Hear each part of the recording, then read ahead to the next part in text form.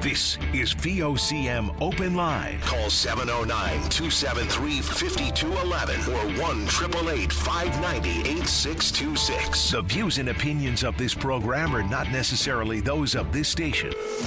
The biggest conversation in Newfoundland and Labrador starts now. And we're back on VOCM Open Line on another snowy, miserable old day. Is there anything different, I wonder? And, I was thinking about that the other day, David. A lot of people comparing this to Snowmageddon, even though it's coming in increments as opposed to all in one steady go. But do you remember during Snowmageddon that there were several weeks after that were just beautiful? We had that big dumping of snow, and then I think it was a solid 2 weeks, just blue sky, gorgeous, and people got out and, started picking away at the snow. But we had time to get rid of it all. And, of course, we went into a state of emergency for 8 days in the capital city area anyway.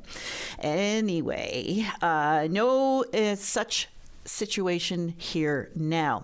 Well, the Avalon is getting spared from the latest weather system that's crossing the island, with the snowy side staying on the central Newfoundland side this time. So it looks like the eastern side of these systems is wet and the western side is snowy. And guess what? We're getting the wet side now, and central Newfoundland and the west coast is getting the snowy side. It is pretty messy out there right now in the St. John's area anyway, with a lot of slush and water buildup on the roads. Roads still narrow, those snowbanks incredibly high, of course. Noticed a lot of cars poking out, little nose poking out, trying to see what's coming. So please be careful out there, folks. The city decided not to call a state of emergency yesterday, and that caused a real kerfuffle yesterday. I don't know what was happening in the universe, but what was happening in here, I know, is our phones were going off the hook.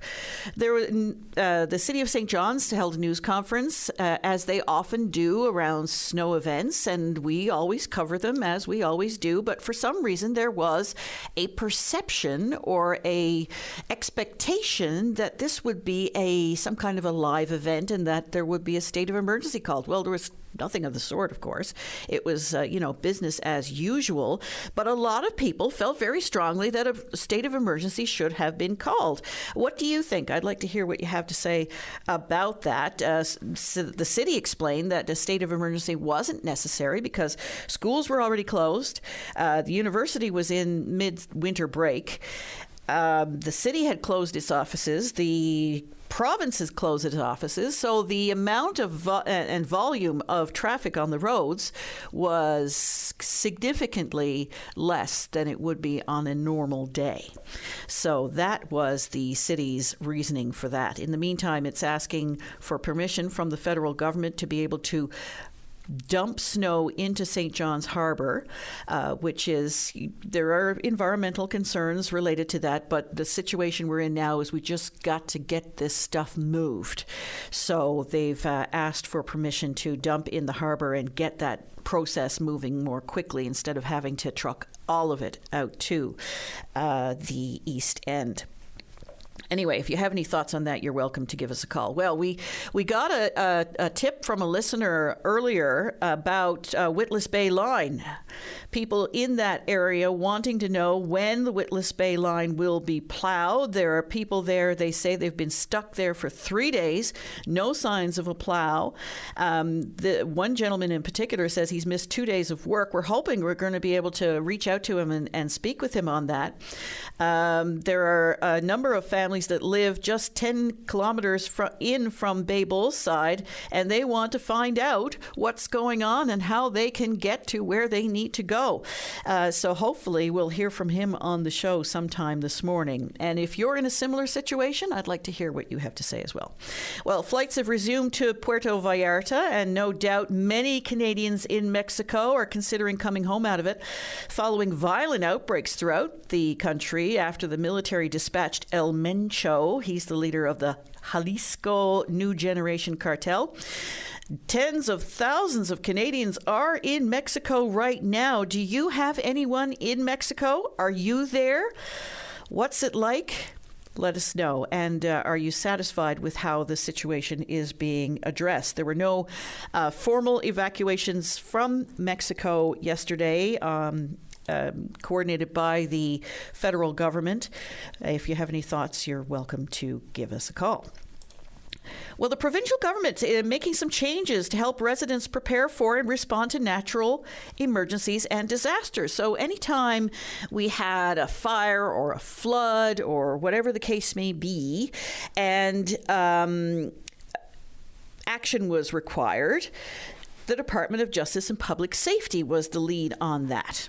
Well, now all of that's being moved into the Department of Forestry, Agriculture, and Lands. Why? Well, because the provincial government says it more closely aligns with response in that area. In particular, the response and recovery to the wildfires on the Conception Bay North Shore last summer. But of course, not all disasters are natural, although we do see an awful lot of them. But not all disasters are natural. And my thoughts are, will the response be the same? Anyway, we're hoping to hear from the minister today and see what went behind that decision-making process and what impacts it may or may not have. By the way, how are things on the Conception Bay North Shore? I haven't been out that way since the winter started. Intimately familiar with the area, of course. Anybody who knows anything about me knows that. I'd like to know how people are coping with being displaced by the fires. What are your plans for the coming spring? How many homes are going to be rebuilt in the area? What's your experience been like with your insurance? What about your experience with the province itself, with the Canadian Red Cross? Will family homes be built through NL Housing? And there's that mix of insured and underinsured and uninsured. Anyway, if you have any thoughts on that, you're welcome to give us a call. We're going to start the show this morning. David, I need a little bit of direction here. Which call should I start with? Because we have a full board right now. Let's go to Roz. You're on the air. Hi, Roz. Hi. I'm so frustrated.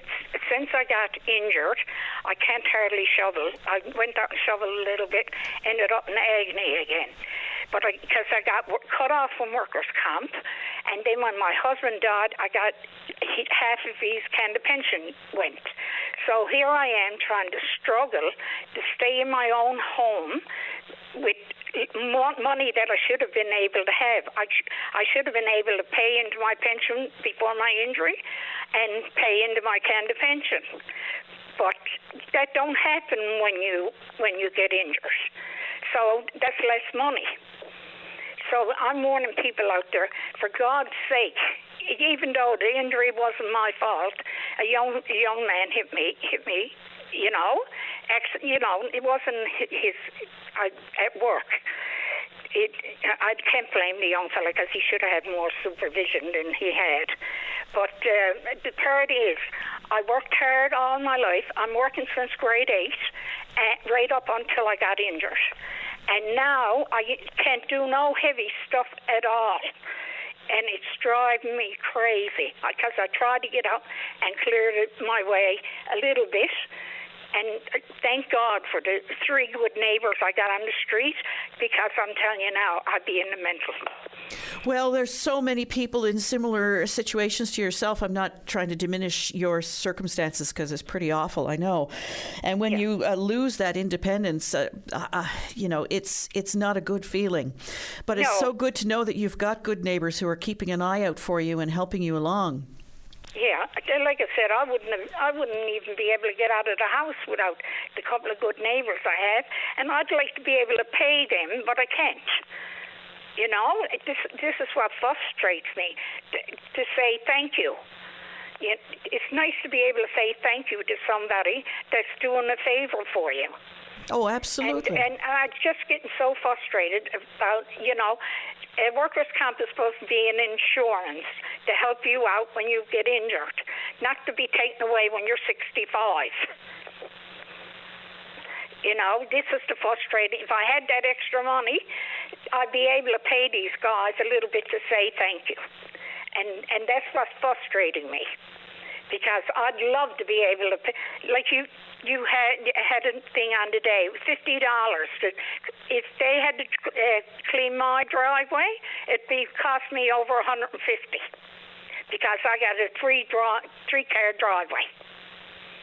So that's what it would cost me, according to what that person said she paid, $50.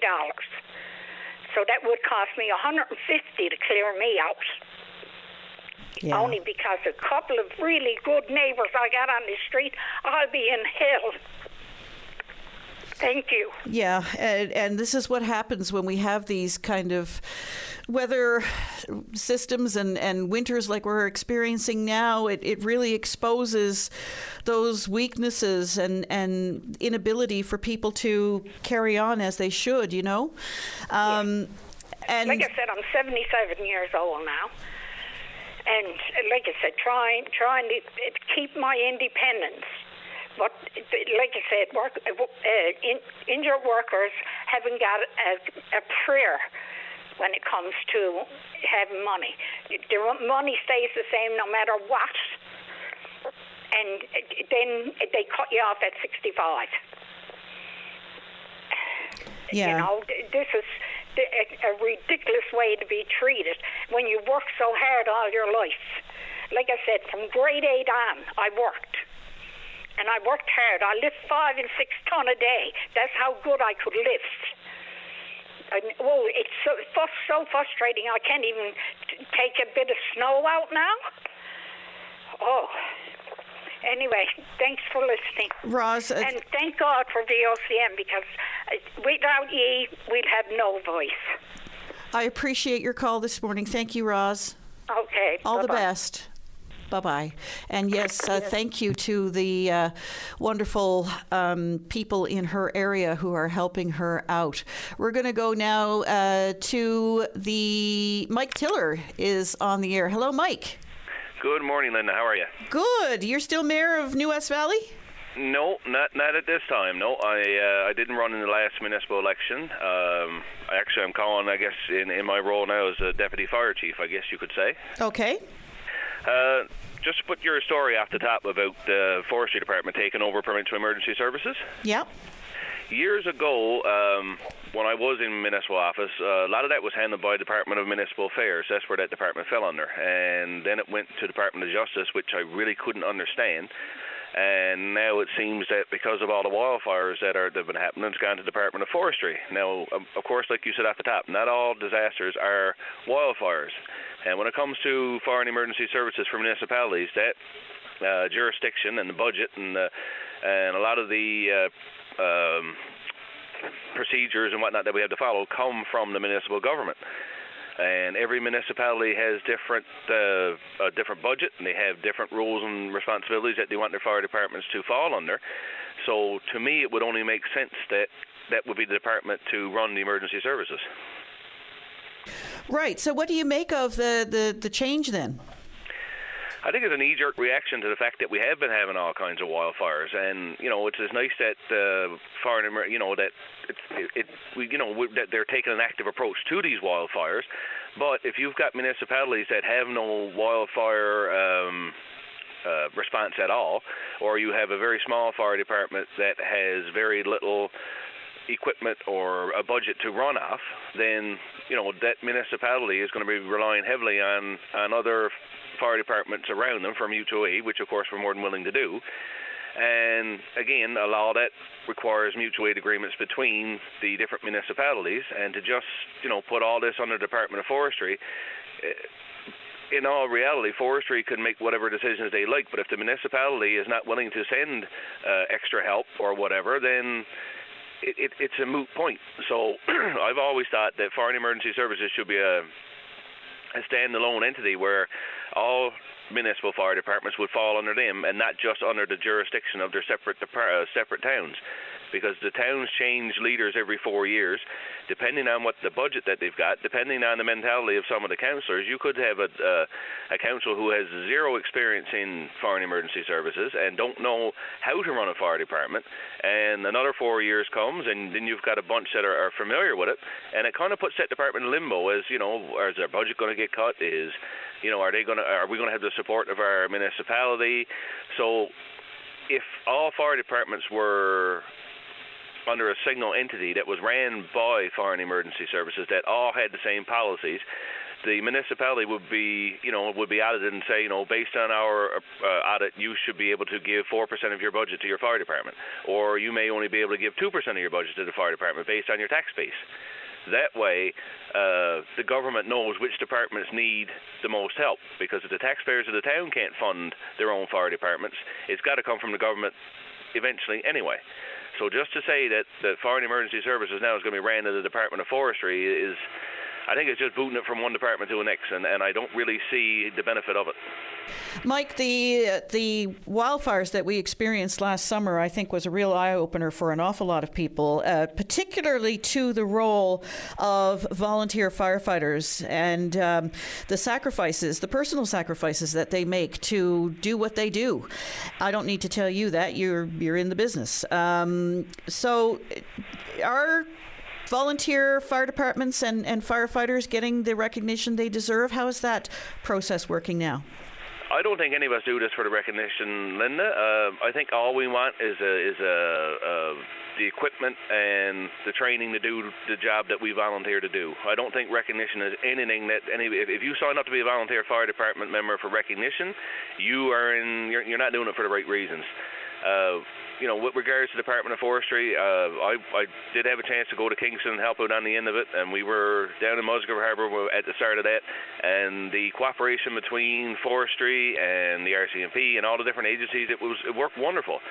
So, to me, whatever department it runs on there is not as important as everybody being on the same page, and every fire department in the province having a budget that they can work with, and having the same policies and procedures, because, on our shore, we know that we can call on any fire department at any time and we're going to get mutual aid. But if there are some departments that their council says, no, we're not going to give you the extra insurance, or we're not going to give you the extra equipment to do mutual aid, well, then that puts that region in a bit of a bind. So that's why I think that, it needs to be looked at under more of a blanket than just all these little separate. We should be one big department with separate stations instead of all separate stations, different departments. You mentioned equipment and training, and of course I don't need to tell you there was quite a few volunteer fire departments that lost plenty of equipment, and of course training for volunteer fire departments, I would assume, and you can correct me on this, is focused more towards structure fires than it is wildfires. Did any of that play a part in the volunteer fire department's response to these wildfires? Did that come to the fore at all? I'm sure it did. I think basically what we were doing was following the advice of Fire and Emergency Services, following the lead that forestry officials were giving us. Basically, you were doing what you were told. You didn't have the actual training for it. Now, Fire and Emergency Services has since developed a course for wildfire training for structural firefighters, I guess is kind of the name for it, and that's being pushed big time now, so that every region can get a couple of courses being offered in their region by June 1, so that we are more prepared for the next wildfire season. But again, this is coming from Fire and Emergency Services. It's not really based out of any department. But again, if you have municipalities and who are smaller, and they don't see the need of their members, or they don't have the funding to send their members to this training, then again, it makes no difference what department it runs under. If there's no funding, or if there's no training, or if there's no, if they don't have the equipment, then it's not much good to them. So if it was all under Fire and Emergency Services, and towns were told, based on your tax income, this is what you have to put into it, the government would have a better idea which departments need funding the most. Mike Tiller, I do appreciate your call this morning. Thanks so much. Not a problem, Linda. Thank you. Okay. Bye-bye. Bye-bye. Your thoughts on what Mike Tiller, Deputy Fire Chief of New West Valley, had to say there? Give us a call. We're going to take a short break. When we come back, we're going to speak with Mike, who's stuck on the Witless Bay line, coming up right after this. And we are going now to Mike on the Witless Bay line. Hello, Mike. How are you? Oh, stranded here now. 4 days. Oh, jumping. It feels like 4 days. It could be longer. Whenever this started. So, yeah, whenever they shut the road down. So what's your situation then? There's a few live-years there? There's 9 families here. There's kids here. There's families living in here. So we're living in on the Witless Bay line dirt road. So we got a section of the dirt road that we plow ourselves to get up to the highway. And we have our dirt road is done, but the highway isn't. And we've been stranded here, running low on supplies. We're after making a couple of runs out on Skidoo to get a few things, but 2 days of work gone now. And of course, you live there knowing that you're on the Witless Bay line, and the Witless Bay line does tend to get shut down a little more frequently than other places. But I guess you want to know where that plow is. But usually they shut down the other end. That's out towards the Trans-Canada, and I get that side because there'll be snowdrifts out there 20 foot high, but we're on the Bay Bull side of it, so we don't have very much snow on the highway itself. Now, don't get me wrong, there's still a bit of snow on it, but not as half as much as was out there. You know what I mean? Yeah, for sure. So, any word? Have you contacted the Department of Transportation to see where the plow is or if it's coming? One of the neighbours up here, after calling a couple of times, they said there's blowers out there. Another neighbour went out on a Skidoo to see if they were started. He couldn't see anything out on the Trans-Canada side. They did bring a plough in yesterday from what I was told, and they came in probably about 2 kilometres, but that's no good to us. We're 9 kilometres in, you know what I mean? Yeah, so you say you've already lost a few days of work. Is your employer at least sympathetic to the situation? He is, but how much more time do I got to miss? It's not even the employee part of it.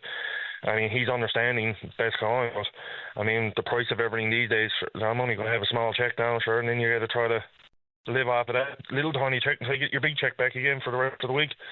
Yeah, you're losing pay. 100%. But I get it. We don't pay property tax up here. That's fine and dandy. But I still pay a tax to the government, regardless. And Department of Transportation and Works, I'm pretty sure it's government. You know what I mean? And they are aware that there are people living in the area. They are. They keep saying that they're in here, but we don't see nobody. And we're here now 2 days. My wife has a doctor's appointment today. She can't get out. Right. And what does the road look like there now? You say you don't have as much snow as they do in the upper end up towards the Trans-Canada Highway, but... No, they always plowed. They always came in from Bay Bull side and plowed in about 10 kilometres to a turnaround that they have. And they always went in that far, turn around and come back out. Because there's people, in around her. But this time around, they only came in 2 kilometres, turned around and gone back out. So... the other crowd out there, they can get out, but our crowd in here, we can't move. And who's your MHA in that area? Is it Mr. O'Driscoll? I believe so. Yeah. And has he been able to give you any answers? I haven't got any answers out of anybody. I know my neighbour calls Confederation building, and they called him back and told him that they're working on it. And then the operator called and said that they were out there working on it. But again, another neighbour of ours went out and looked. He don't see anybody out there. As far as I know, we keep getting numbers like the operator that's saying that they're ready. He gave a number.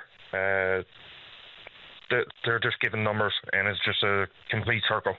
Here's a number. Call this number. Call this number. Frustrating for sure. I see the sun shining there on Kenmount Road right now. What's the conditions like out your way? The sun is shining. Yeah, so you're hopeful now that they'll make some progress and get up your way. Yeah, I got a truck there with a blade on it, but I'm not going to be able to push what's out on that highway. You need a loader, obviously, and they got them. We're just hoping that they get here today before fall, at least, so we can get out to the stuff, get some food, get some essentials that we need. You can only buy so much at a gas station, you know.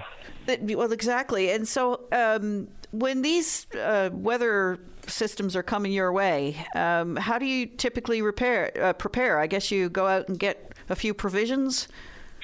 Well, usually you just go out and you get a couple of things. Like, it's never gone this long. The longest we ever had to wait was during Snowmageddon. That was 7 days, and we get that. There was a lot of snow. That was totally understandable. But, I mean, we did get a bit of snow this time, too.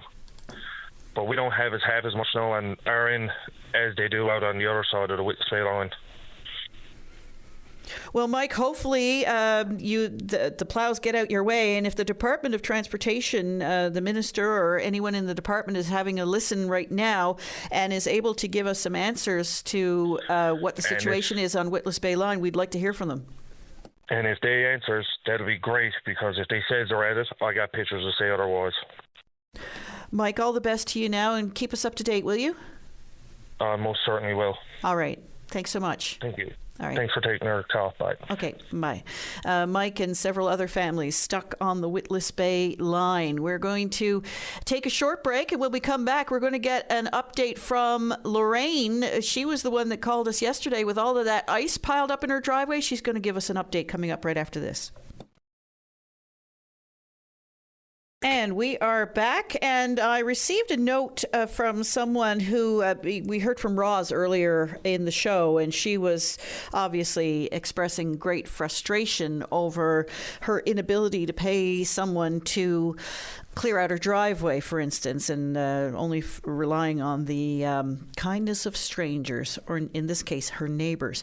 I'm told there is a $400 aging in place grant program that might be administered by Newfoundland and Labrador Health Services. I need to check on that, but that's used for things like snow clearing to help you. You will need receipts, however, so that is going to limit you in who you choose, i.e. if there is a neighbor or kids in the neighborhood who are willing to do that for you and you can pay them, guess what? They're going to have to supply a receipt, and it's very unlikely that that's going to happen. So you might have to go through a contractor. But Roz, if you're listening, that might be something to pursue, or maybe we can get more information on that. A $400 aging in place grant that's available, and we'll see what others have to say about that. We're going to go now to Lorraine. You're on the air. Hi, Lorraine. Good morning, Linda. So you are the woman on Barishwa Street who was stuck with that big pile of ice. It looked like a tsunami had hit your house. You still got it there. It's still there. It has not been touched. Greg knows what he did call me last night, and he don't know and can't understand why the operator put that there. He is almost like, God bless him, like this. I'm a retired city worker. I know what they're going through, especially with this much snow down. But this snow, or this ice, has been in my driveway for almost 48 hours. It hasn't been touched. I can't get anybody to do it. You need equipment. And I think that, yes, the city's you got to widen your streets. Yes, I understand that. And yes, the plow is going to come down and he's going to put more snow in your driveway. I've been there. I've done that. But I have never, ever seen that much ice piled up by the city in somebody's driveway. This is insane. It's crazy. And the city has till 2:00 today to come and remove the ice from my driveway, because you got to make a correction on your site too, Linda. You got at the foot of my driveway, the ice is. It's not at the foot of the driveway. It's in the driveway. Gotcha. So, Lorraine, are you sure it's the city now and not maybe a private contractor that was clearing something else and pushed it there? No, ma'am. I have 6 witnesses, 6 neighbors who've seen the city loader with a big basket on. That's what they use to move a lot of snow at the one time. It was a basket. It was a city operator. It was a city plow, and he scraped the ice from 10 houses up from me, came down and put it in my driveway. Now, in saying that, I'm giving the city till 2 o'clock today. And if they're not here and that ice is not removed, I am going on CBC and I'm going on NTV because the city is pussyfooting around here. All the same as if I had to get an ambulance. There's no way ambulance people are going to crawl over that to get to me. Right? Another thing too, Linda, they're saying, dumping the snow down at the city landfill. Well, they're worried about putting it in the harbor. If you noticed around the city, and I have, our city of St. John's is pretty clean. The litter has been picked up. People are taking care of their properties, and they want if they put the snow down in the landfill site, that's on top of garbage, that's on top of old medical supplies, that's on top of bull poo. And, that's melting and that's going down into the ocean. With all the garbage that's in the city dump, and that snow is going to go right out into the ocean. And they're all frightened to death to put a bit of snow down in the harbor. It's cleaner. The snow down now is cleaner to put in the harbor than it was years ago. And they're going to get some contractors out. Well, yahoo! Don't forget me. I'm still here. I still got 8 feet of ice in my driveway. But they're pussyfooting around. I understand they got to clear the roads. I understand they got to widen the roads. But this was somebody's mistake. And because of somebody's mistake, I have to pay the price. I can't get anybody to clean my driveway. I can't get out of my driveway. What would happen, Linda, if I had a car and I had to go to work? They wouldn't be long coming and moving it then. And if I was a city employee right now and I did that in a plow, I would be reprimanded. I would get a letter and possibly anywhere from a day off to a week off because this is stupidity. The operator who did it there, he never ever done it before. He's got a route. He should known better. Lorraine, what did Greg Noseworthy say to you last night? He said he wasn't aware of it, but is there any remedy offered? Not really. He said he'll see what he can do. He's going to try and find out who put it there, why they put it there, and and just bear with them until they get around to removing it. But this is not just snow, just came down and plowed me in. This is not that. This is a stupid mistake, a very agitating mistake, and I'm the one that's suffering here.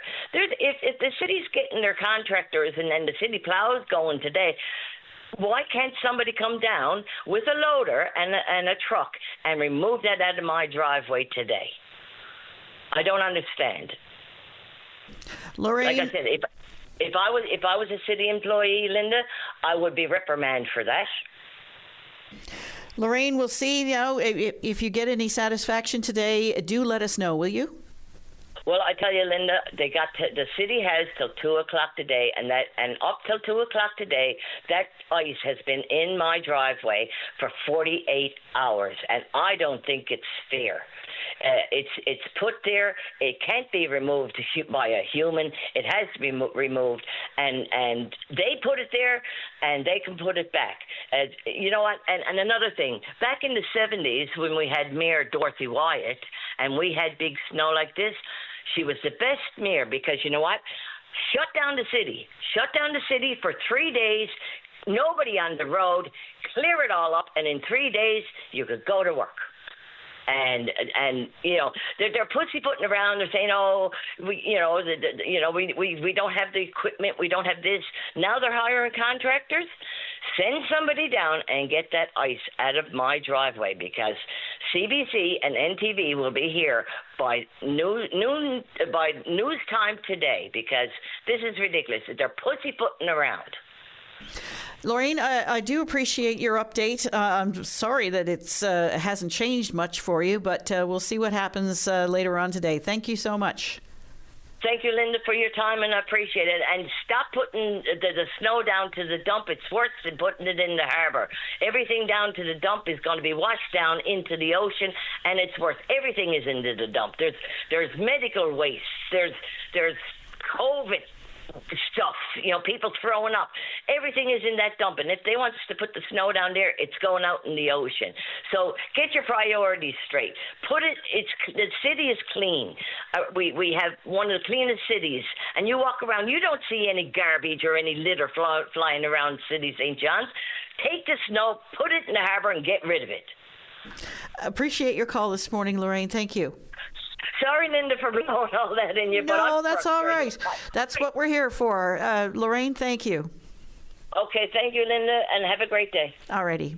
Bye-bye. Bye-bye. And obviously, frustrated Lorraine with the situation. I don't know if you saw it on VOCM.com, what she's dealing with all of those big pieces of ice, like actual ice, scraped off the pavement and laying in her driveway, about 8 feet of it, according to what she said yesterday, and no remedy available or in sight at the present moment. So she's throwing down the gauntlet. If you have any updates on that, or if you know anything about it, and if you want to comment, you're certainly welcome to do so. Well, we've had a rollicking show this past few days anyway. Friday, yesterday, just back-to-back calls, blocked solid, people getting frustrated and wanting to air their beefs. If you've been trying to get hold of the show and you haven't had any luck, now is the opportunity, because we do have some lines open. So we'll take a short break, and when we come back, we hope to hear from you. And we're back. We're going to go now to the caller on line 1. Hello. Hi, how are you? I'm good. How are you? I'm good. I've never called open line before, so I'm a little bit nervous. I just wanted to speak about an incident here in Grand Falls, Windsor yesterday at Central Health. I'm just looking for answers, actually. I'm not going to really put anybody down. I know yesterday there was a crash outside Grand Falls yesterday. I don't know the details of it. I don't know who was hurt. I don't know many people.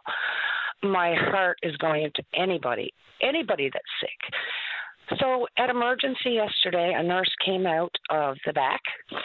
She came out where everybody was waiting and very unprofessionally said, the doctor's not going to be seeing anybody for 4 to 8 hours. There's an emergency, so you can either stay or you can go home. Now, this was said to everybody. This is not one particular person, okay? This was announced. Everybody was shocked, but yet nobody got up and said anything. So I called the switchboard about 2 hours later, and I said, I'm just wondering now if emergency is seeing any patients now, because I was down there and they're not going to be seeing anyone for 4 to 8 hours. And she said, well, ma'am, we do have an emergency. And I said, I do understand that, but I'm asking, is the doctor going to be seeing anyone? I know it was 4 to 8 hours. And she said, I'm not sure.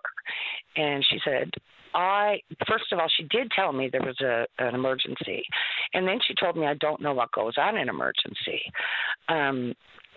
Anyway, so I asked, is it normal for that to happen and she said, we only have one doctor in emergency. So my concern is, what happens if there's a mass casualty issue, or what happens if the doctor can only see one patient in 4 to 8 hours? This is now I don't know. That I'm asking for answers. I'm not going to get on here and disrespect the nurses. There's a lot of good nurses out there. This was a little unprofessional yesterday. So I'm just wondering, if people can call in and explain to me, is it normal for that to happen? And what about all those older people that were there? I mean, they got cabs in from out of town. They had their there was like 80-year-old women there waiting by themselves, and their husbands were coming back to get them from, I don't know, Lassie or wherever it may be. And it confuses me, and I don't feel safe being in Grand Falls, Windsor, and being seen at Central Health. That's such a big hospital, and it serves such a huge area, as you just pointed out. I mean, everything from Bay to Spare up to Leading Tickles. You know what I mean? And it seems strange to me that there was only one doctor in emergency at the time. Were there many people waiting? Yes. Yes, emergency is always full here in Grand Falls, Windsor. And you were all asked to go home? Yes. Well, that doesn't seem... I mean, like you say, God forbid if there was... And the lady on the switchboard did confirm it for me. Yeah. And then I did tell her I was recording the call. And she said, I have to go because ICU is trying to get through to me. And I said, so there's only one person on the switchboard as well. And she hung up on me. Yeah, I can't respond to that. I don't know anything about that. But in terms, like you say, in terms of if, God forbid, something happened at the local school or, at a hockey arena or whatever, and there are, several people who are suddenly require emergency care. Can you imagine if there was more than those amount of people that were in a crash yesterday? I do appreciate the fact that, though, when there is an emergency situation, life or death emergency situation involving, an accident, let's say, for instance, that, there's going to be a delay. And that I would want that, of course. I myself have been very, very, very sick, like within the last 10, 15 years, and have gone into emergency, and I was prioritized because I was so sick. I do get that, but I do not. And anybody that's triage, that's what triage is for. Triage is there to check your vitals and see who needs to be seen first. And that's 100%. I agree with that. But these people weren't even it's crazy. It just doesn't make sense to me. And I'm wondering what would happen if, God forbid, what's going on in the States and schools happens here. What happens? One doctor in emergency. Well, then, other things kick into play, no doubt. People get transferred and moved and all that sort of stuff, whether it be patients I get that, but, yeah. But there's only one doctor in emergency. And this is part of the problem, isn't it? I mean, this is what we're seeing right across Newfoundland and Labrador, our staffing issues. Terrible. But, I'd like to hear what others have to say about that.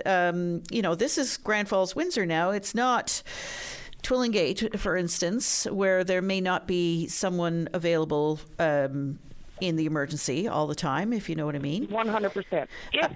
But this is Grand Falls, Windsor. It's a major service hub. Yes. Yeah. And is that usually the case? Is that usually the staffing there? Maybe that's what they have in terms of staffing. I can guarantee you that it was very unprofessional, and this is not. I promise you, if you take a day and say, we're going to take calls from people that have had issues with a doctor in emergency, a staff in the hospital. Nobody stands up, and that's the problem. Everybody is afraid to speak because they have the power to see you or not. They have the power to treat you or not. And you have to not say anything or you're not going to get your treatment. And you're put in a place where, fortunately for me, I don't mind speaking out, and I don't mind speaking out for other people. But not everybody can do that. I don't understand. We have to start standing up for ourselves. One person should have stood up and said, what? Or one person should have stood up and said, this lady has been waiting for 4 hours. She's sick. Yeah. But I suppose now, if somebody is involved in a serious crash, that's not my issue. That is the priority. 100%. Anything is a priority when it comes to life or death. Of course, I do understand that. That is, I agree with it 100%. My issue is, what if, like, it just doesn't make sense to me. So I'm not going to complain. I'm not going to diss people. I'm not going to, like, get on the line and put down Central Health and all their workers. I'm just looking for people's opinion and if anybody else is confused about this and if they have any input. Well, you've done so, Jennifer. We'll see what others have to say. Thank you for your call. I really appreciate your time. Okay, you too. Thanks. All Bye-bye. Right.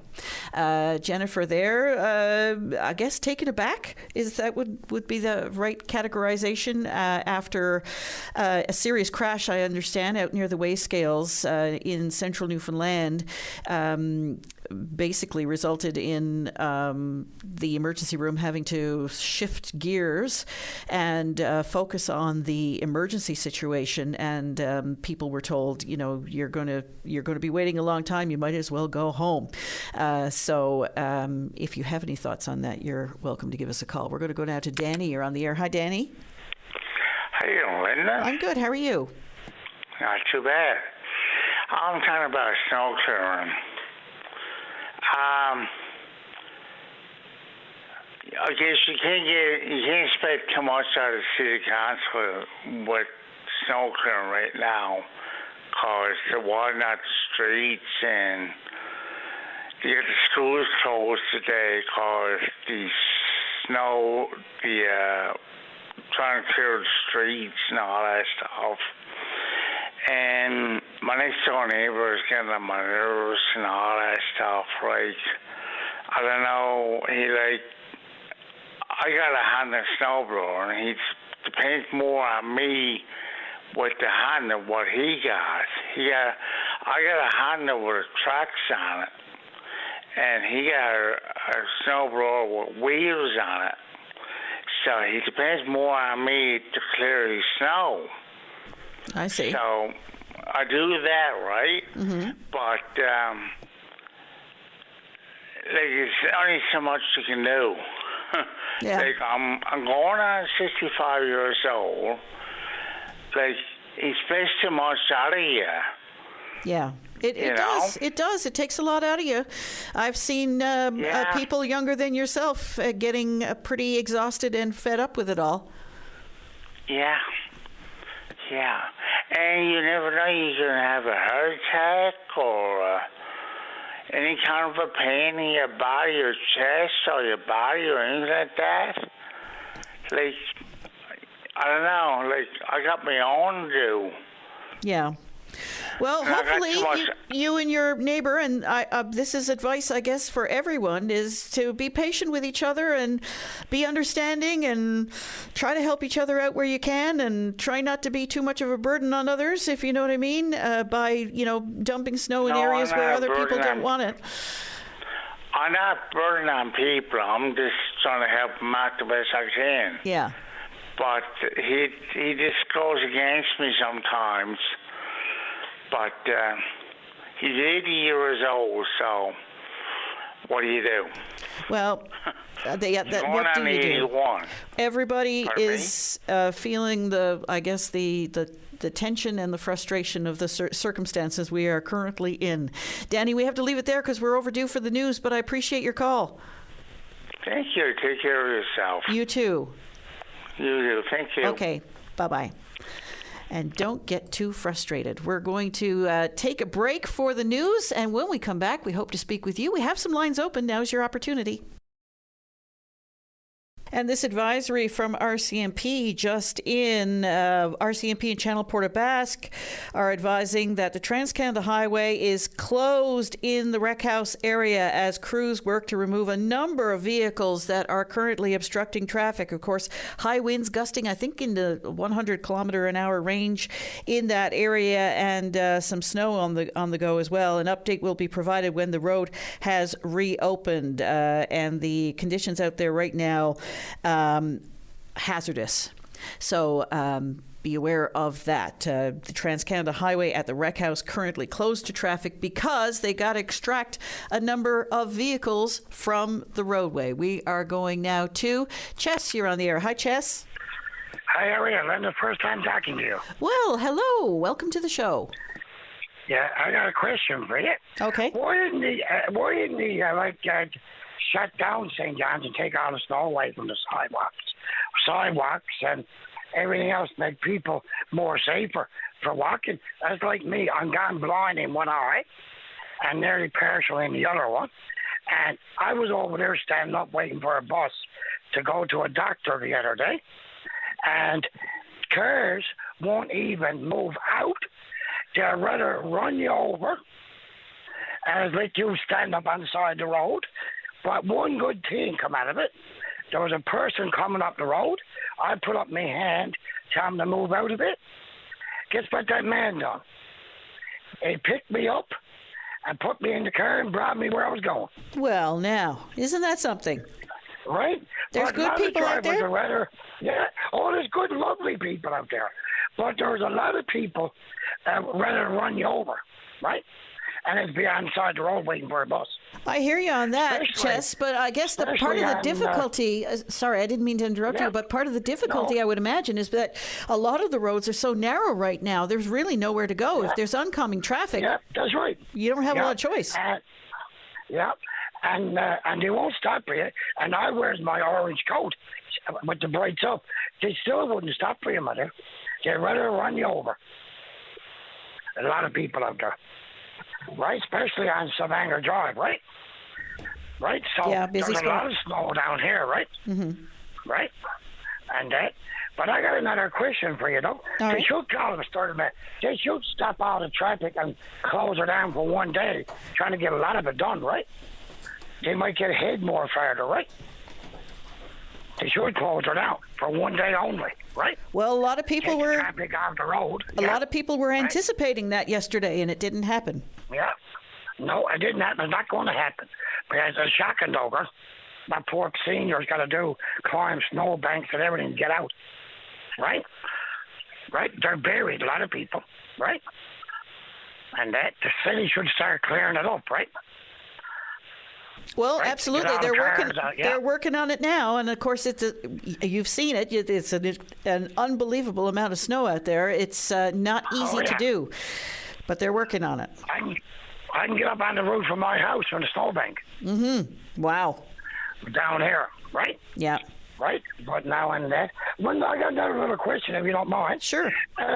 Buddies were calling in about the water yesterday. About they lost their water and everything. Yeah, over on the west coast there, Ship Cove. Yeah, and it's more around Barron Peninsula. My sister was talking to my sister. I'm from a little place called Grand Lapeer, right? That's going towards Marystown. Yep. Her young fella had to go to the hospital there a couple months ago, get injections. The water they're drinking out there is not fit to drink, and they tested from the government. And they told them they're not allowed to boil it or drink it now. They can't even boil it. No, can't boil it. And she's out there getting a little bit of money from old pension. So she can't be, and there's no grocery stores out there. And they can't get a bottle of water. They got to go to Marystown to get it. Are they on municipal water in Grand Lapeer? Or are they on wells? Yes, on municipal water. Oh, okay. Right? Yeah, and they're out there, they can't even drink it now. Only wash clothes with it only. And how many more towns like that besides? Yeah, a good many. But see, the government should do something about it. Like, for instance, where I came from out there years ago, Gisborne Lake is the best water that you could ever get on the island. And they wanted to open up something out there to bottle it up and bring it through, right? That's right. I remember well, yeah. Yeah. But the government should step in now and do it, right? There's a lot of good water out there. Well, the problem with that whole Gisborne Lake thing and what got a lot of people upset and worried about it was because the water would be bottled and shipped away. So that's our resources that are being sent away. And a lot of people were worried about how that would work and how we could benefit from it. Yeah, but they shouldn't be shipping away. They should keep it in their own province. Right? So you go to a grocery store now, buy a bottle of water, a couple bucks, right? They should be able to sell it here. Not ship it away, sell it here, right? I'm sure people will buy it. I guess you buy it, I'd buy it, right? Bottle of water. Even though it's from your own country, right? Instead of paying that much for it, right? You know I'd just as soon use the tap if the water that's coming out of it is any good. Yeah, that's right. That's right, right? Yeah, I tell you, there's something bad, I tell you. Right? Well, Chess, you be careful out there, will you? I got to try to stop, girl, because one of my lungs collapsed last week. Uh-oh. A couple of weeks ago. That's not good. Yeah. No, because I was having a cup of coffee with a candy, and the candy got caught across my throat. Oh, my. You got to be careful. I couldn't get Yeah, and I couldn't get it open, and I passed out. Oh, Busted no. my head open and everything. Right? Chess. Yeah. Yeah, it's hard stuff out there. Yeah, well, listen, you be careful out there if you're out on the road or anything, and you be careful if you're having a cup of tea and a candy. Yeah. Okay, my love. Thank you. All right. Right. Bye-bye. Chess there raising a number of issues, including drinking water. And yes, we have an awful lot of communities in Newfoundland and Labrador currently on boil water orders, others on non-drinking orders. And we see it a lot. And last count I saw, and it's a while ago now, don't get me wrong, was in the hundreds. We had hundreds. Anyway, what's the situation in your community? We have a giant, what I'm told is a giant pothole at the corner of Allendale Road and the Parkway. So if traffic is moving through that area, you're going to want to be aware. You don't want to lose a rim, especially not now in these kinds of conditions. It's just a pain. So, or a tire, I should say. The giant pothole, corner of Allendale and the Parkway. And of course, where we have this bit of a thaw happening right now, that's more likely to happen with the plows and everything on the roads. It's more likely to see those potholes developing. So be aware of that on top of everything else we have to watch out for in the last little while. We're going to take a short break. Here's your opportunity to give us a call. Here are the numbers to do so. And something to watch for next week, because it's been relatively quiet, as we all know, as of recently, or since the new government was elected last fall, is the speech from the throne. That's taking place on Monday, and that's going to help set the course for the new government. And we've been getting some hints about the cut of this government's jib over the last little while. But one of the items that keeps coming up is this whole idea of defense and the role that Newfoundland and Labrador can play in a more strengthened, if you will, defensive strategy for the federal government. And we all know the reasons why that's become to the fore recently. Mark Carney seems to be taking it very seriously about us being a little more autonomous in protecting our sovereignty here in Canada. And we have so much territory and land that is essentially vulnerable right now, or feels vulnerable, according to the whims of whoever happens to be saying whatever they happen to be saying, if you know what I'm trying to get at. But Premier Tony Wakeham issued a release this week saying that Newfoundland and Labrador is built for defense. And he's been having these conversations with the Prime Minister about the role that Newfoundland and Labrador can play in a greater defensive strategy. And of course, we have assets like 9-wing Gander, 5-wing Goose Bay, for instance, just sitting there ready and primed, ready to go at a moment's notice, so to speak. we'll see now what role that can play. And I'd like to hear from the town of Happy Valley Goose Bay, if possible, to see, what kind of a role Goose Bay could play in a new federal defensive strategy. So the invitation is out there. We're going to go now back to Labrador for a little update on Cain's Quest and speak with the chair of Cain's Quest, Todd Kent. Hi, Todd. Hi, how are you this morning? Great, how are you? Well, a little tired, but not too bad. How goes it? Well, it's been hard going. Hard going for the racers. We have 7 teams out that have scratched. We just had one scratch just recently. And so we have most of the teams there in Nain now, and they'll be heading south towards Goose Bay. So you say seven teams have had to pull out? Yep, they scratched. Yep. For a variety of reasons. What's going on? Variety of reasons. Oh yeah, well, mostly mechanical and damage. Like the last team just called in, they struck something and there was too much damage to repair, so they had to. Another team yesterday, his snowmobile caught fire and burned flat. So, and then the other teams, they just had some suspension issues and just too much damage to fix.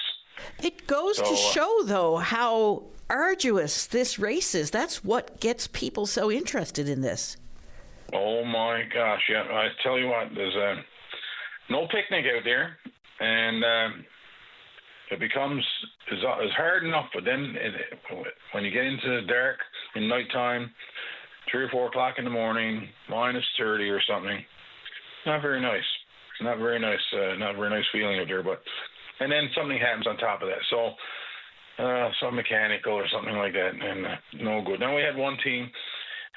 He had tipped over in a bit of slush, and his buddy went to stop to help, and he stepped off his scooter and went to his waist in water. So they decided that, it was just too risky to carry. They had spare clothes. It was too risky to carry on with no spare clothes with them, and they could very well possibly find themselves in a bad pickle. They were in a pickle as it was, but at least they had spare clothes. But if they carry on, same thing happens or something similar, and they have nothing. So they probably made the right call there. They rather than take a chance, they scratched. So you have to be smart and experienced, though, don't you? Well, you got to be experienced. You got to have some strategy. But some things you can have all the experience you want, and sometimes just bad luck, and like luck, strategy, experience, the weather. So many pieces there that. But when it comes to bad luck, there, what do you do? I've seen it before where a team was way ahead, and we thought, he's just going to walk away with it, and he was hours ahead of everybody else, and bang, lose an engine up in the middle of nowhere, and you're done. So it got to be heartbreaking for some of these guys. I mean, they spend a lot of time and a lot of money preparing to do this race, and for the most part, people entered. Like I was talking to a team from Nova Scotia yesterday, and they just want to finish it. They had scratch yesterday, but that's the ones that got wet.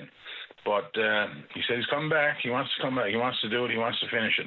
And that's the goal for a lot of people. He said for him, he said it's not about the money. It's about finishing it. And ever since we started, it's always been about somewhere around 50% finishing. So this sounds like a bucket list item for those people who are really driven by adrenaline and... Very much so. Very much so. I mean, we had 1 year we had 29 teams, and we only had 9 finish. So it's a hard country out there. I mean, and when we started this, we knew this was the perfect place for a snowmobile endurance race. So with the emphasis being on endurance, and it was Labrador. When when they say Labrador must be the land God gave to Cain, they weren't kidding. So it was rough out there. And we had some deep snow, rocks taken out, ice ledges on the sea ice, and it's all sorts of hazards out there, and and it's just They're going to run across them sooner or later on this race. Is the advantage naturally towards Labradorians because they know the conditions, they know the country, they know what they're up against? Not necessarily, no. No, like I say, there's a lot of luck, and you won't see every hazard under the snow. And so, I mean, some of the teams that are gone are locals, so they know. It's just, and anyone that's done a lot of snowmobiling, I mean, all these people, none of them are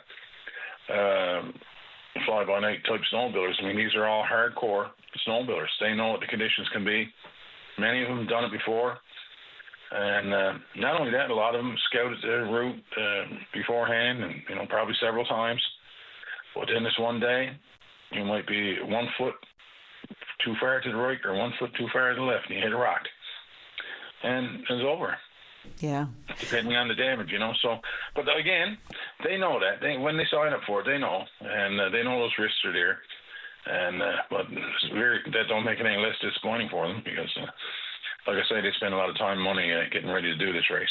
Absolutely. So, Todd, it's 7 people out, 7 teams out. How many teams are left?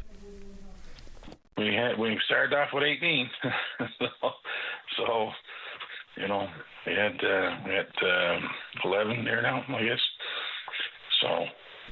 So this is the 20th anniversary. Where are they all coming from? We had a team from Quebec. A couple teams from Quebec, half team from Ontario, another team from Nova Scotia. So we're down some teams this year, but when we started here, we had a shorter time to get ready. Now, I don't know if that's the reason or not, but and plus there was a couple of races back to back there, like 23 and 24. So, I mean, these people can't do a race every year. No, I guess it's way too expensive, and it takes time. So that may have played a role. There's probably several reasons, but it's not a cheap venture. No, for sure. The machines alone. The machines alone, and plus, not only when they buy new snowmobiles. And if you were on the line here the other day, all brand new snowmobiles, and I guess they're spending upwards of almost $30,000 per machine, 25 for sure. And then they're spending thousands on them, making changes to suit the conditions that they feel they're going to be coming up on. So it's not cheap. And then some of them got support teams, and that's not cheap either. You got to be buying gas and parts, and sometimes for all these guys that are out there doing support. So it's an expensive racket. I mean, I'll give you that. And in the past, you've had people coming from as far away as the United States and the EU. And so do you still get that level of interest from, internationally? The interest seems to be there, according to, we had, and this year, we started, this is the first time we've done it, but all the stuff that was going on, we were live streaming. We had a helicopter out there with a photographer and videographer and couple medics, and they were getting footage that they were shooting was live. So people were seeing what was happening out on the course. People were seeing as it happened. I mean, never before were we able to do that. And we had over 1 point some odd million hits on that there yesterday. I mean, it was incredible. Wow. Not yet, but the day before, it was incredible. So, and when we check, we go in to look, see where it's coming from, Mexico, Australia, BC, all over the world, Europe, certainly Sweden and Finland, because they're into that stuff. All over. I mean, I was amazed. I was blown away. I never saw that before. But this live streaming there, we had right from the helicopter as it was happening. So brought the race right into the living rooms in the houses of people all over the world, and that was something we weren't able to do one time. Not to the degree, live. It was the same thing as sitting in an arena on a bleacher watching a hockey game. You were seeing it as it was happening. So that was incredible. That's amazing. So does that bode well now for the 21st running of Cane's Quest? Well, this will be, so next race, if there's a race, it will be on the 28th, or 2028, right? So We'll see. It's we're trying to get through this one first, so then course. we'll see where we get to. Where we'll talk. We'll sit down and talk about it after. But I don't know how to describe it. That was incredible to see things happening all around wherever that helicopter was. He landed. So some people were having trouble. He landed. It was all live, and it was the first time we ever did that. And it won't hurt the race. That's for sure. It brought a lot of excitement. It just brought the race into people's homes live. I mean, and not only that, it was crystal clear. The quality was excellent. The sound and picture, I've never seen it before. We never did that before, but because usually you get some stuff, and then it was probably a couple of days or 3 or 4 days before you get anything out. But this year, as was happening, I mean, it just can't get any better. So the teams are in Nain now, heading towards Goose Bay. They'll be working their way down to Goose. Yeah, they got between Notwashish and Rigolette now. They got an option of what we call 8-hour flex time. So they'll be able to they'll be able to stop in Notwashish or Hopedale and take 8 hours, or they can do 2 hours in Notwashish, 4 in Hopedale, and another 2 in Rigolette if they want, or 4 in Rigolette or 2. So. But it has to be in 2-hour increments, but for a total of 8 hours. And those stops are events in themselves. Yeah, well, what we do is mandatory for them to stop. When they go through a community, we get them to stop for 30 minutes. So that gives an opportunity for some fan engagement. And sometimes some of these teams are from those communities, so it's a chance for the fans and the residents of those communities to get out, see their teams or see all the teams, have a few-minute chat with them, congratulate them, shake their hand, or whatever. But it gives them some engagement opportunity, and that seems to work very well, and the communities really appreciate it. Fantastic. So, Todd, when does the race wrap up? I don't know. I mean, hard to say, but I'm thinking it's probably sometime Thursday, early Thursday, I'm thinking. Around sometime Thursday. That's what we're guessing. I mean, but now you get a big storm or something throwing that, and of course everything's gone helter-skelter again. So, which has happened in the past. But you've had good conditions so far. Yes, today.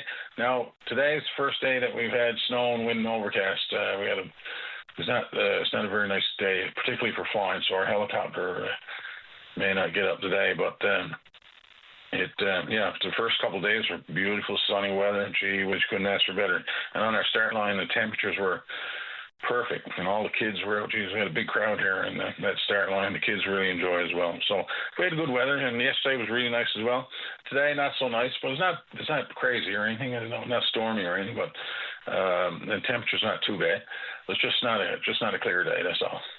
Well, Todd, I really appreciate this update. All the best to the 11 remaining teams in the race. Anytime you need an update, give us a call. Hopefully everything goes well, and all the best to you. Thank you. Take care. Thanks. That's Canes Quest Chair Todd Kent with a little update on the races to date. We are going to take a break. When we come back, we hope to speak with you. We have a little update on Lorraine's situation. Lorraine, if you recall, is the woman on Barishwa Street who woke up one morning, I think it was yesterday, to find this pile of ice in her driveway, blocking her access in or out. Well, we have an update now from the City of St. John's. The city says it is sending help. The cavalry is coming, Lorraine. They're going to come and help clear you out. In the meantime, I am being presented with some videos of the situation in Southlands right now. Incredibly high snowbanks, very narrow roads in that very densely populated neighborhood, and people in that area are frustrated. Some areas it looks like just a single cut through that very busy area where an awful lot of people have to come and go to get to work and otherwise. So anyone living in Southlands right now, is this usually the case? Give us a call. We're going to go now to what happened to Jim? We had Jim on the line. He had a bouquet, and we've lost him. Jim, if you're listening, we'd like to get you on the air. Also, I'm wondering if the councillor for the area of Southlands is willing to give us a call and tell us what the situation is in that particular area. If you remember, in past years, the former councillor there, Wally Collins, it was nothing to see him out with his own equipment clearing roads for people. I don't know if that's still the case, but if you are in Southlands and you have any issues with snow clearing in your area, give us a call. Of course, it has the double whammy effect of being inland and at a higher elevation. So it is, they just manufacture snow there and spread it around. Anyway, lots more on the go. Anything that happens to be on your mind and you want to give us a call, by all means do so. There's no reason to believe that we have to be stuck on the issue of snow. As Dave Williams said to me during the break, he says, people are just tired. He says, I'm tired. I don't want to talk. Because he is done with the snow right now. But you know what? He will talk to you if you give us a call. So there you go. He's not that bad. I'm talking about him. He's not paying any attention to me whatsoever. He's just busy doing his thing. Yeah. I'm just teasing. So there's this issue that has developed now. There's a number of questions and inquiries are being made about the horrific circumstances in Tumbler Ridge, BC last week. And British Columbia Premier David Eby says OpenAI, that's the company that operates ChatGPT, must explain why it did not alert police sooner about troubling interactions with the shooter involved in that Tumbler Ridge mass casualty event. He says it appears that the company had flagged some worrisome interactions between the shooter and the AI chatbot that OpenAI operates months before the February 10th events that led to the deaths of 9 people. Federal AI Minister Evan Solomon has summoned OpenAI officials to Ottawa to explain the company's safety procedures and reporting decisions. And Premier Eby is calling for national rules regarding AI firms to report credible threats to prevent similar tragedies from happening. Your thoughts on that, give us a call. Jim, we got you back. Hi, Jim. Yes, I want to give you a good news story there. I got a call yesterday morning to go to St. Clair's. My sister was in pretty bad shape, and I went up and parked up St. Clair's Park. Of course, no one was there that hour of the day.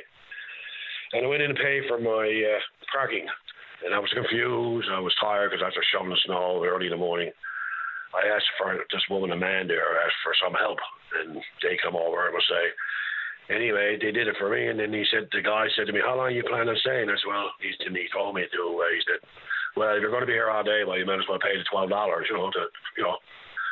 said, yeah, I'll do that. And I hauled out my wallet, and I couldn't get my debit card out, and I was all confused. Next thing I knew, he put his debit card in. He says, on me, he said. Oh, how nice. I couldn't believe it. I said, boy, you guys are, I was just letting you know, there's hard, kind people out there. And how are you making out now? Good. Sister died 2 hours later, but it was nice to know. No, it was nice to meet people like that, when you go to a thing like that, And so but it you know was nice, what? I must say. In the circumstances, you'll never forget that. No, I won't. I was shocked, right? And they were the only 2 people there. And I think they worked there. Because they came in before me, and I think they were workers. I don't know what part of the hospital they worked. But it was very nice of them anyway. So I wish I had to get their names, but I didn't, of course. So I just want to give that story. Yeah, a great big bouquet to that man who helped you in your hour of need. Yes. I'm so glad that you shared that with us, and I'm so sorry for your loss. No problem. Thank you very much. Alrighty. Bye-bye. Bye-bye. Yet there are good and kind people out there, no doubt about it. And we really need to share those stories more frequently. Those little acts of kindness that go a long way. He'll never forget that. We're going now to Leo, who happens to be in Southlands. Hello, Leo. Hello. Hi. Hi, you give me a moment till I pull off? Yes, absolutely. I don't want you to get in any trouble or find yourself in unfortunate circumstances. You let us know when you're good. Did you come back to me? Yeah, I'll put you back on hold if you don't mind, and we'll take a short break and we'll come back to you. Hang in there, Leo. Leo's back on hold, and that's what we're going to do. We're going to take a short break, and when we come back, we'll hear what Leo has to say. And we're going back to Leo. Hello, Leo. Are you safely situated? Thank you. Yes, what's on your mind? Well, I'm a resident of Southlands. I've been there since 1997. And I've witnessed a lot of things happen over the years, and it's not getting any better. Like, we used to refer to ourselves in Southlands as the forgotten land, and it's gone back to that again. Right? We are one lane in all the subdivisions that I've been through. Lots of areas you can't even meet somebody. And they had all yesterday and part of today to get this cleared out, and it's not much better. People are getting out and getting to work somehow, but it is very frustrating. Right? And a message for Danny Breen, you don't wait till the third week of February to find a place to start dumping snow. Like, preparedness should be a little better than that. You say Southlands is reverting back to its former moniker of the forgotten land. What's been happening? Or not happening, for that matter? Well, efficient snow clearing. Like, I've got a daughter that's a nurse. I got to get out with a 4-wheel drive pickup, and she just bought a new SUV. She couldn't even get off the street until late yesterday. You know, right? I got to go and bring her back and forth to work when she's on nights or even on days. It doesn't matter. So I mean, if I'm not home, I work away. How does she get to work? How does an emergency vehicle get in? Well, exactly. Someone just sent me video of some of the streets in Southlands, and it's just a single path. I don't know, like you say, if you're meeting traffic, what do you do? Someone's got to back up and go in a driveway. Yeah, I had the situation yesterday morning when I brought my daughter to work. The lady got stuck over our street. I had to back up and try to find a way to turn around with hardly anybody with their driveway clear because it was still pretty stormy, and go around the other way. Right? What about if you're a dead-end street? Right? It's very frustrating. It has gotten worse. And we deserve a little better. We're paying a high rate of taxes here. Right? You know, it's in the thousands of dollars, and we're not getting this. You go downtown, I bet your downtown is cleared a lot better than what we are. And when they go dumping snow, downtown is looked after first. You know, we foot the bill for a lot also. And it's just getting worse. Would it benefit an area like Southlands, which is a little bit separated, I suppose, if you will, from the rest of the capital city region, except for perhaps the Goulds, but would it benefit to have a depot in that area specifically for that region? Well, there's oodles and oodles of land to be developed. They can use one of them spots, clear a piece of land for dumping snow right alongside, right on their threshold. Or go out Northern Pond Road. There's thousands and thousands of acres of wilderness they can put in a pit for dumping snow. They don't have to take it to the waterfront. They don't have to take it to Robin Hood Bay. All it needs is a little hindsight. Right? It's a lack of preparedness. That's what it is. And it's very frustrating for the residents.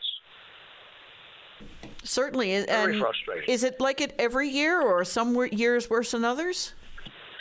Some years it is a little better. I got to admit that. But, I mean, it's not consistently better or at a consistent level that we can get in and out at will. And I'm not thinking that we should be looked after better than anyone else. That's not what I'm saying. Right? It's just like, I mean, I hear the radio this morning talking about where they're going to dump the snow. You don't look for a place to dump the snow the third week in February. You know? You're not looking for a costume for Halloween night. You know, you everything got a calendar. Go by the calendar, right? You know, we get winter, right? It's a real lack of preparedness. Leo, so what's the situation now? Are Southlands Boulevard, I would imagine, is well done? It's not bad. It's not, but it's, you know, like, I mean, the plow is going through, and it can only push to open the street, and when it goes by, half the snow falls back in the street. Yeah, I can clearly see that in some of the video that was just sent to me. Right. How many people are living up in Southlands now? Gosh, I don't know, Linda, about the amount now. But I was one of the first houses in there, probably 13th or 14th house with people living in it first, when I moved to Southlands. You're a pioneer. Right, so I've seen it all there. Mm-hmm. Right, and some of my neighbors have been there a long time, and some of the contractors there, I know, they live there.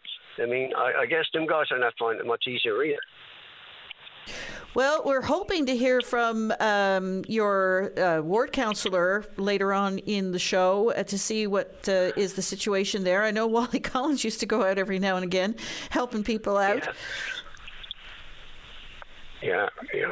Leo? That's the situation right now, and like I said, it's getting worse. And we went out of town for the weekend, and I tell you that the Trans Canada was in deplorable state on the way back, right? So, and there was no issue to stay off the highway. There was no nothing. The plows pulled off the highway with no warning, right? You know, it's just one situation after the other. Our new government of today was supposed to have all this sorted out. What have they done? Right? My friend on Facebook now, Bonavista Peninsula, treacherous conditions this morning. No plow anywhere out there, according to his report. So, I mean, where's it getting better? Leo, we elect a new government for improvements. Yeah. Well, I appreciate your call this morning, Leo. Stay safe out there. Thank you, Linda, for your time. I really appreciate it. All right. Bye-bye. All right. Bye now. Leo, with some serious questions there, not only about the municipal snow clearing, but the provincial snow clearing situation as well. We're going to go now to the president and CEO of the Mi'kmaq Cultural Foundation, Jeffrey Young. Hello, Jeffrey. Hi, how you doing? Good. We're talking snow and stuff, but you got a spring fundraiser on the go. Yes, looking out my office window right now, I'm definitely looking forward to the spring. You and everyone else. Tell us a little bit about this fundraiser now, what it's all about. Yeah, so we decided to. Usually we do an annual gala. Last year we had a lot of on the go with our operations and stuff, so we decided to postpone it until perhaps this fall. But this spring we decided to do an online auction through Bartlett's auction house on their website. So at this moment we are still collecting donations from businesses, organizations, individuals, artists, craftspeople to go on to be on the auction. And all of the funds raised through this auction will be to preserve and promote the Mi'kmaq culture and heritage here in the province of Newfoundland and Labrador. So we're in the process of, gathering everything up, still getting lots of donations coming in, still accepting more. When it comes to artists and craftspeople, we do have a program or a specific guidelines for them. If they want, they can also receive a portion of the proceeds from the auction, from their piece. And yeah. So tell us a little bit more about what the foundation does. So the Mi'kmaq Cultural Foundation, we were incorporated in 2014 to preserve and promote the Mi'kmaq heritage culture in the province of Newfoundland and Labrador. Since that time, we've grown as an organization, to offer more programming than we did in the beginning. So we offer everything from, cultural workshops, land-based gathering for youth. We do a lot of professional and cultural development for youth, and mental health supports when the funding allows. As we're 100%. Most of our funding is, I wouldn't say 100% because there's donations there as well and contributions, although many of it comes from government grants and that. So, the more donations and stuff we get, it's, we're able to take that and put it right back into the communities. So now we actually just, in the process of starting a social enterprise, we just acquired a property in the town of Stephenville to open a daycare, which we will incorporate Mi'kmaq culture and heritage into the daycare. And also we have a community hub in the same building that offers co-working spaces, boardroom rentals, community room for, gatherings for people to come sit and talk, and for community to gather. So when is the auction? So the auction is the last 2 weeks of March. Last 2 weeks of March. Yes. So it'll open up on the 22nd. It looks like it'll be opened up on the 22nd of March, and it'll run online, so you can bid and go in and register from anywhere in the world.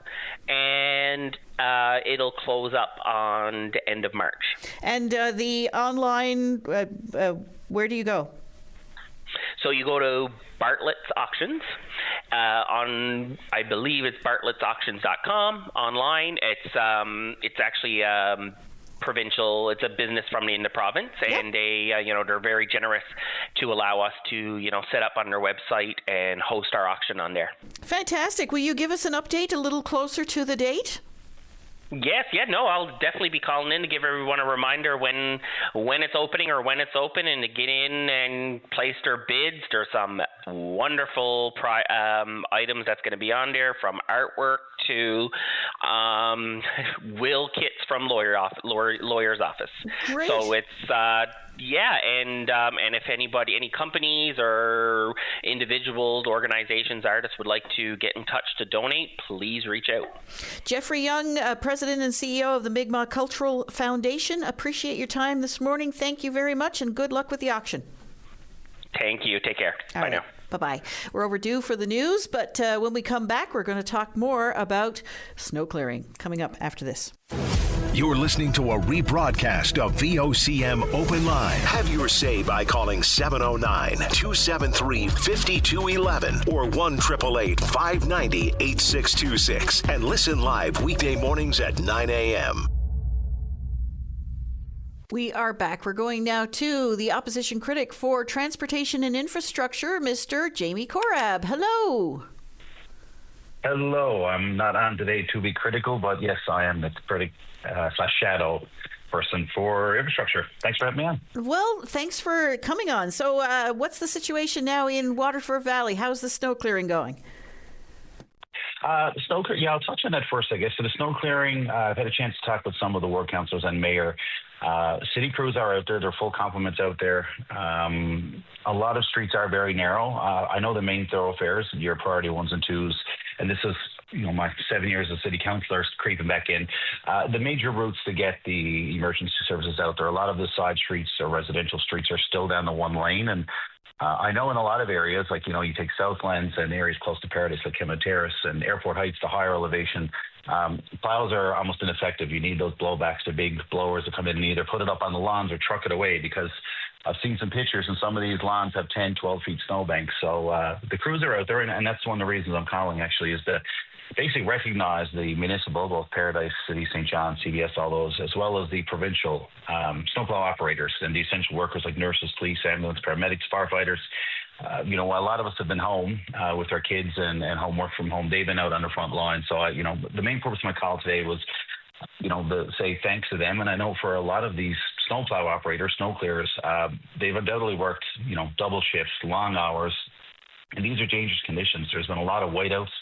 Oftentimes I'm sure it's a struggle to even find where the road is too. And they're essential to be on the roads, because if they're not on the roads, our emergency vehicles, first responders, they can't get to work, they can't get to these incidents. So just want to say thank you for their hard work and their perseverance through this difficult time in terms of weather. 140 centimeters in a week.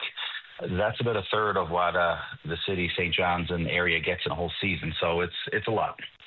Absolutely. And, the operators don't often get the praise that they're due.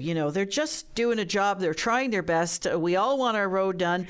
We all want our driveway to remain clear after we've just cleaned it. But the reality is that, you've got to make a couple of sweeps on your road, and guess what? It's got to go somewhere. So they get a lot of that frustration. They get a lot of that anger as well, but they're just doing their jobs. Yeah, I mean, I understand people wanting to get closer to the curbs on, the first and second cut, but the reality is you got to make sure it's safe for emergency vehicles to get down there.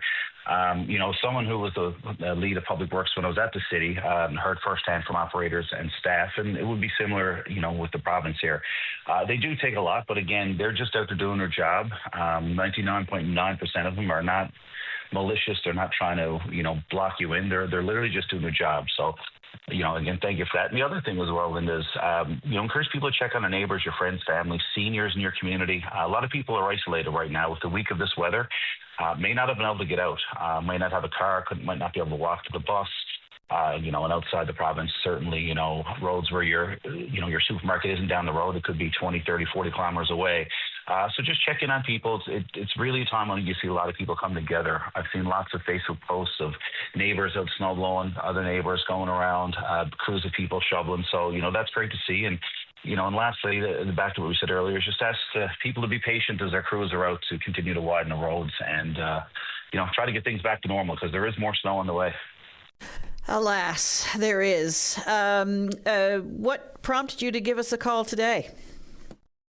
I think this, again, the 7 years of city council, been in the province now as an MHA about a year and a half. I see both sides of it. I've seen lots of Facebook posts about residents that, are frustrated that their roads aren't wide enough yet, but also know the other side that, the staff are doing everything we can right now. Is there more equipment needed? Probably. Do we need more operators? I think, provincially, certainly. We know that there was a bit of a shortage of workers, and again, which has created our current staff of operators having to work double time, work longer hours. So I know that's something the current government is trying to fill. And, not here to take shots right now. This is, more of a virtual bouquet. But, there was a promise of 24-hour snow clearing, and we're still not there. There is staff needs to be hired. That's something that the PC government right now said they fulfilled, promise kept, but the promise hasn't been kept. I hope they can, I'll be honest, I hope they get more staff. I hope they get more equipment and we can continue to make roads safer because right now they're not. And we need to keep working towards that. And me as the opposition shadow critic, that's something certainly now when the House opens next week, we'll be making sure we stay on top of it so that the residents of Newfoundland and Labrador can have safe roads to drive on, 365 days of the year. That recruitment issue, though, is a tough one because, as we know, a snowplow operator, if I was a snowplow operator, I'm taking the highest bidder because I'm in high demand. So how do you fill those roles when you have people who are skilled, who are specialized, and who are in very high demand? It's a great question, Linda. Recruitment and retention is the number one thing, and not just for snowplow operators. That goes for any skilled trade or any job right now in this province and in this country. Competitive wage is one that I think is first and foremost. I've had the opportunity to talk to a number of our provincial operators, and that's something they'd mentioned that some other associated staff that aren't operators have had pay raises, significant ones. That's something that would be addressed assumedly through their, collective bargaining with the unions they have. And I don't have the dates in front of me of when that'll be renegotiated, but I believe that's something that will come up then. Can something be changed in the meantime? That's up to the current government. But, I think the wages are the big thing right now. And staff. I think if you have a better wage for them, you will attract more staff. The more staff, then the less strain you're putting on the current operators. Because again, as I said, I've talked to some of them and they are working some pretty long hours, and it's not just the operators themselves; it's the toll it takes on their families and whatnot. So it's a lot. And those labor market adjustments, I understand, can be problematic as well, because that causes other problems with your coworkers and the like. Jamie, I'm going to go off in a different direction now because the Olympics are over. Milano Cortina in Italy. And of course, you were on the Team Canada Olympic curling team that won gold in Torino in Italy, these many years ago. I think it was today, was it not? Is this the anniversary? What date is it? I don't know what date of the week. It's the 24th. Actually, you know what? It's the 20th anniversary day, Linda. Thanks for breaking the news to me. I had no idea what day of the week it was. I knew it was a Tuesday, and my kids haven't been to school in 4 days. So, it was 20 years ago today. Easy to lose track of the time, for sure. So, I mean, what was your take on the Olympics this year, and some of the controversy that we saw? Yeah, I guess two parts. My take on the Olympics, for me, it's always special. This Olympics being in Italy, even just, watching the curling, it was the same atmosphere, even though it was in a different city, just to hear the Italians, even the announcers, everything in Italian and English. So it brought back a lot of, really good memories of competing. I'm pretty good friends still with a lot of the curlers, not just on Canada, but on some of the other teams. And, overall, as our country did, I think we did fairly well. Unfortunately with both of our hockey teams getting silver, but when you lose at overtime 3-on-3, that's side note, something needs to change. There shouldn't be 3-on-3 in Olympic gold medal games. You don't have in the Stanley Cup final.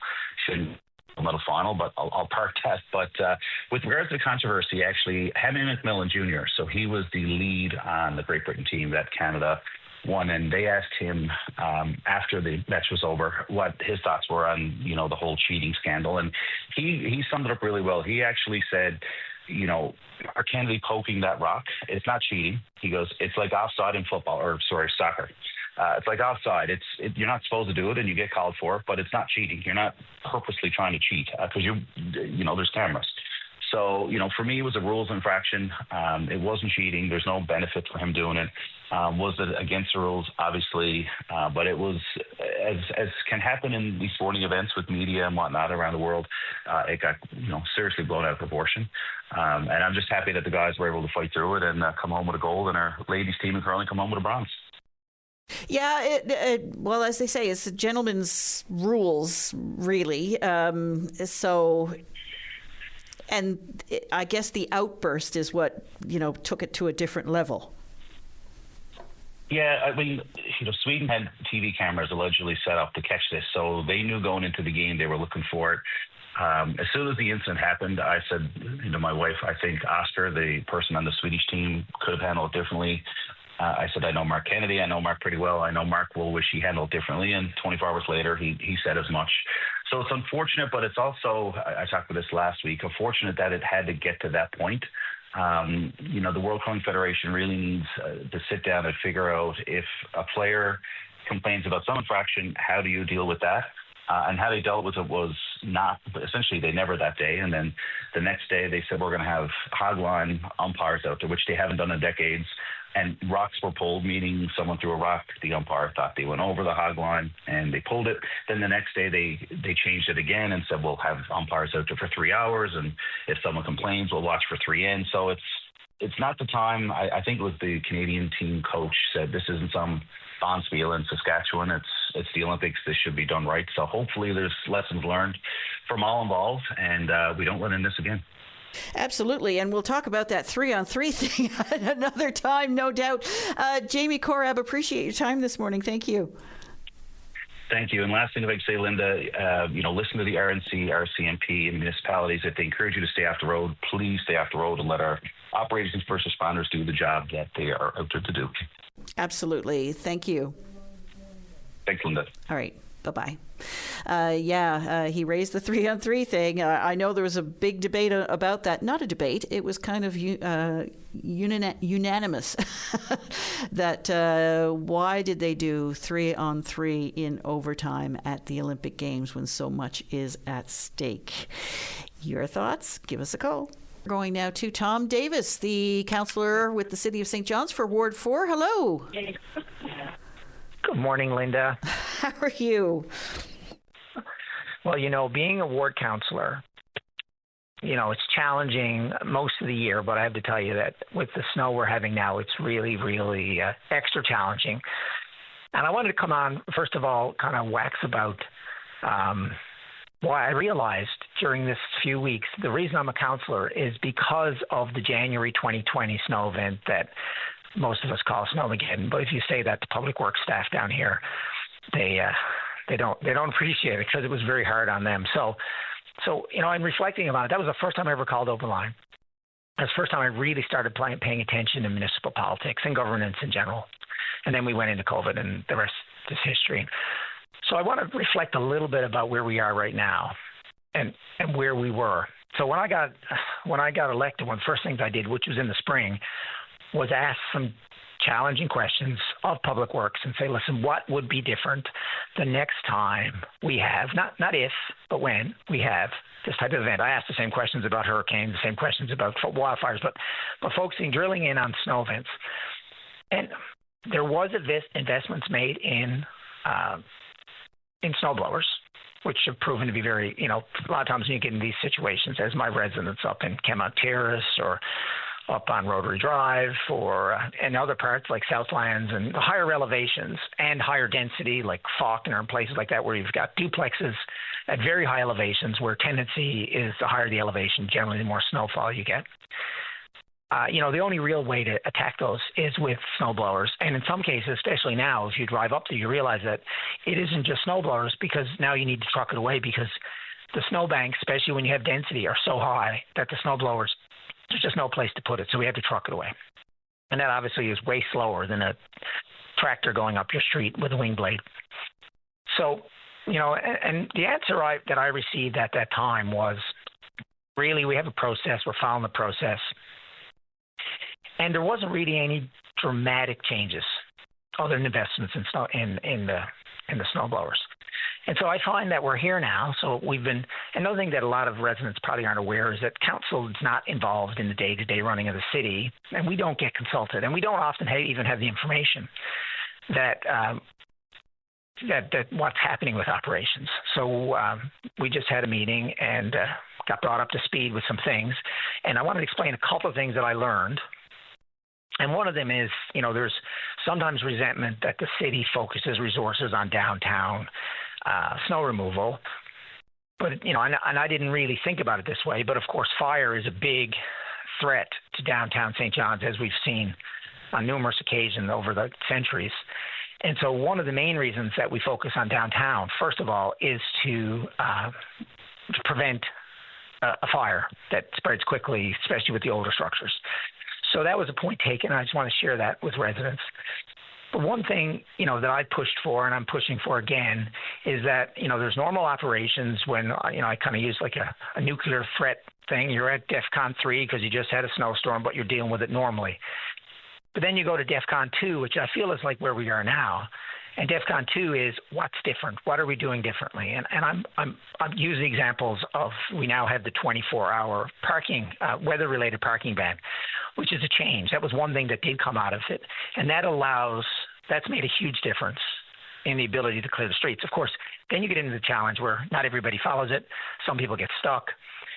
So what I'm pushing for now is that we more aggressively tow vehicles to allow snow clearing operations to be unimpeded. So that's one thing I'm pushing for. I'm hoping we're going to get some traction on that. That seems to make a lot of sense to me. The other thing will be trying to come up with a different protocol so that we send snow blowers to people's to neighborhoods like Kemont Terrace, to the higher elevations, down off Higgins Line, Airport Heights, Southlands, as a primary way of clearing once we get to this point that we're at now. And so, these are all things that are being taken into consideration. It's difficult to make changes mid-season.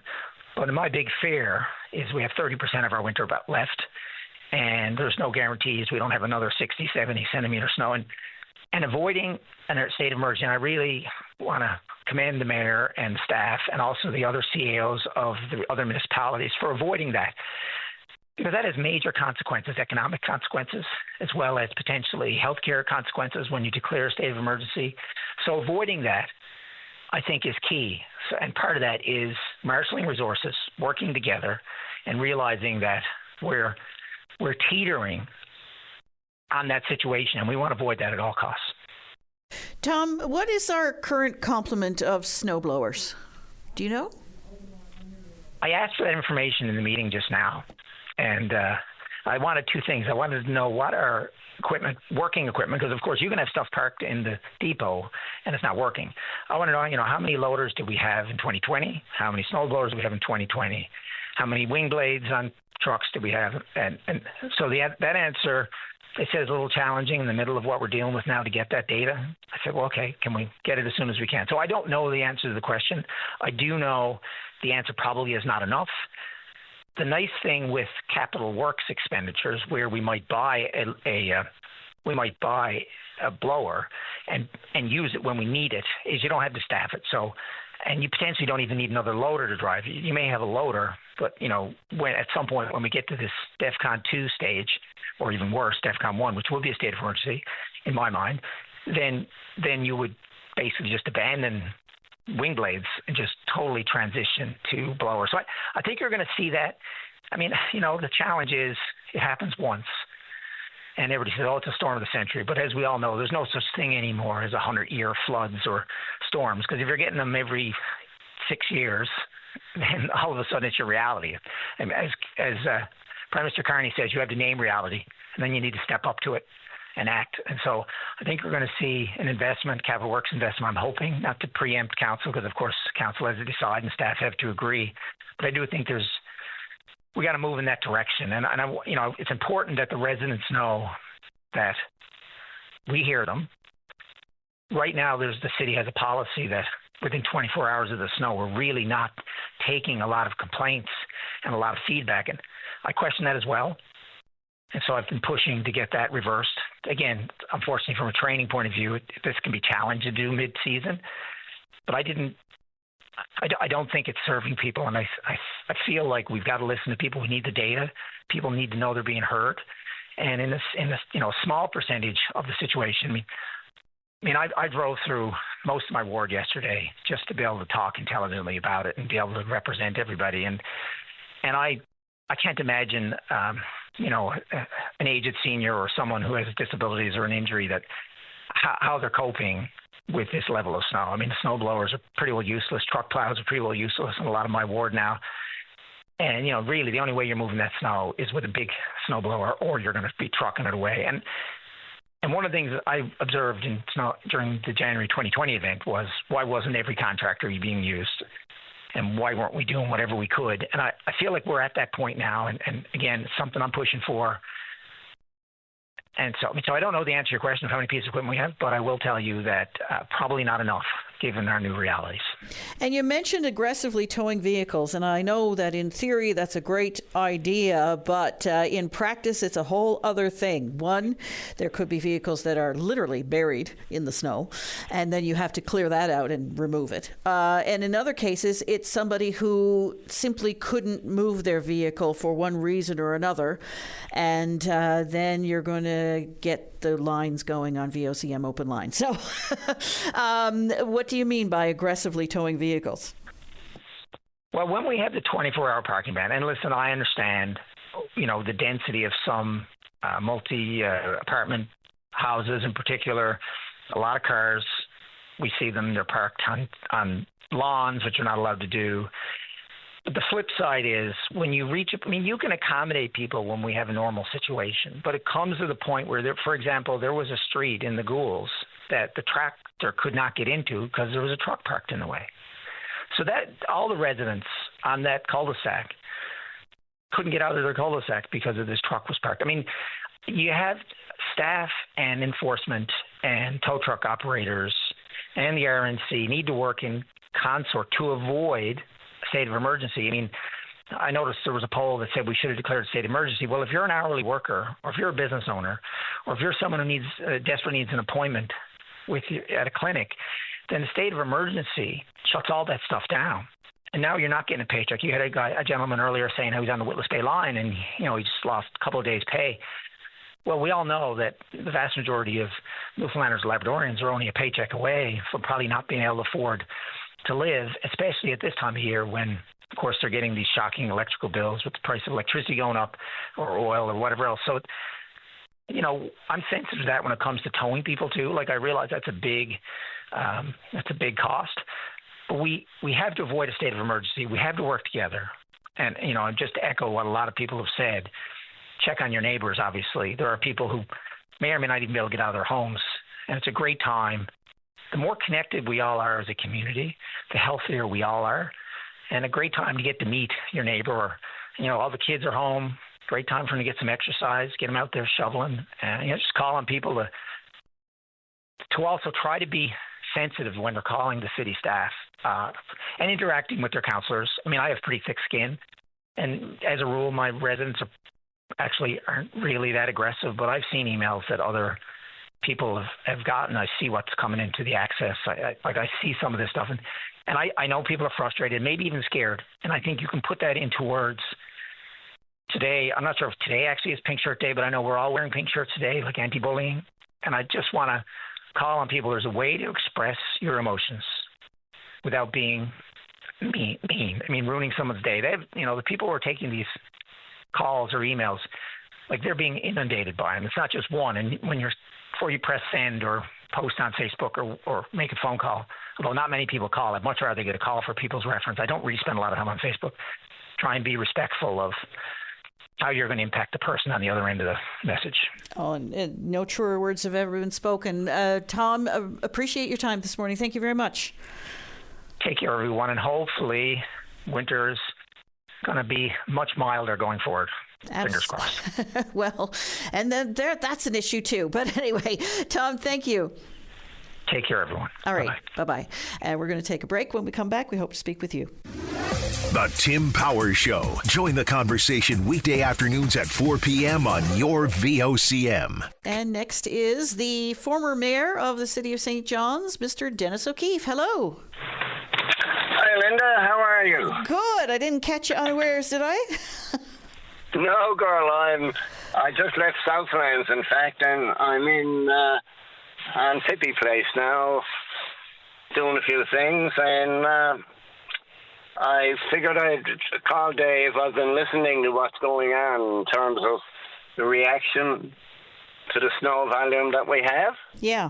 Particularly in Southlands. And what are your thoughts on it? Because, I mean, you've been there, done that. Yeah, and, there's a whole lot of issues here, but the bottom line is now in Southlands, it's a pretty precarious situation in there now. I mean, like this morning I've seen some people out trying to clear part of the street away with their own snowblowers in order to be able to allow for two-way traffic. And, just myself, I was coming down Mark Nichols' place maybe 20 minutes ago, and I got halfway down, and there was somebody coming up. So we're caught. One of us got to make the move, right? Because you can't get two cars side by side. So passing each other. So I had to back up, or he had to back up, and I decided, well, I'll back up and we'll go from there. So some of the main streets like Gold Medal and so on are not too bad. But they're not highways, but they are main arteries in a very, very large community called Southlands. And you mentioned, and you're quite right, that Southlands has been identified by the city as a snow belt, along with other areas like Airport Heights and so on, because of their elevation. So you look at the effort right now. I mean, I don't know what's going to happen in the next few days with the climate, but if we get another hit or even half a hit before we get this pretty well tidied up, then we're going to be in a pretty precarious situation. We certainly have been for the last few days. And, the crews are out. They're working 24 hours around the clock. They're doing what they can with the equipment that they have and I know a lot of them, and I know what good operators they are, but they're taxed to full capacity also. And, you know, you can't be driving around in a snowblower for 18 hours. It's just not safe. So time is a factor here also. And I think the city has got to reevaluate the equipment that they have and whether or not they have enough equipment. And you struck, or one of your callers struck an issue. It might have been Tom Davis, I just forget now. And because I remember one incident when I was mayor, with snowblowers, for instance, we almost had as many snowblowers inoperable as were operable, which, you know, is another issue, because all of this equipment is being battered around in very, very difficult conditions and getting damaged and breaking down. You got to get back to the depot. And one of the other issues, and this has been debatable for a while and it's still debatable, right now the core of the city's operation is the depot. And yet the city has expanded terrifically, geographically, in the last few years. And so now we don't have what was primarily a downtown city anymore. The downtown is far away from many areas of the city. So, you know, equipment in the ghouls, for argument's sake, having to get back to the depot for a rest period or something like that, or getting another operator out there and so on, or well, that's it. We have satellite depots maybe in places like Southlands, Goulds, and Airport Heights? Yeah, I think we're going to have to evaluate it, yeah. It'll certainly make snow clearing more efficient. It will cut down on travel time and leave more time for actual cleaning time and so on. Right now, and that, really, I think we should have a look at that again. I know we did years ago, and it wasn't done because it was decided it wasn't really necessary at that time. But that was then, this is now, and maybe the time has come where, like with our fire department, we have satellite fire stations throughout the city so that all the areas are covered. We may have to have mini satellite places around the key areas, the snow belts, for instance, and have some equipment there to make sure that they get out and get into what needs to be done right away. We're at a situation now in Southlands. I really don't know how to. I mean, the snowbanks are that high; they're like mini mountains, and I thought about snowblowers, and because you're going to need snowblowers, the plows are not going to do it. It's just too high, but in order for a snowblower, some people will say, "Well, truck the snow away." Well, you can't truck it away because you can't get a snowblower and a truck down same road. You know what I mean? So the only thing you can do is blow it up on property, and right now it's pretty high already. I don't know if the blower can pitch it up there. Yeah. And as you rightly pointed out too, I mean, you can purchase 5, 10, 20 more snowblowers, but whenever you have moving parts, there is the greater chance for breakdowns. So you may have more snowblowers, but you may have more snowblowers that are in need of repair as well.